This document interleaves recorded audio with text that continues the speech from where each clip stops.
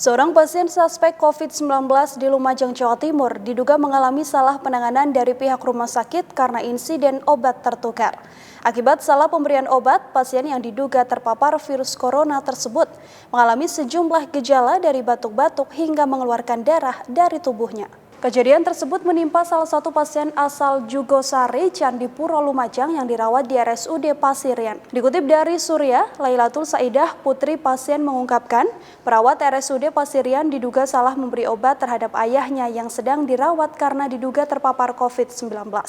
Kesalahan itu pertama kali diketahui oleh ibunya, keluarga yang ditugaskan pihak rumah sakit untuk mendampingi ayahnya menjalani isolasi di rumah sakit. Ayah Lailatul diduga sudah mengonsumsi obat tersebut sebanyak 2 kali.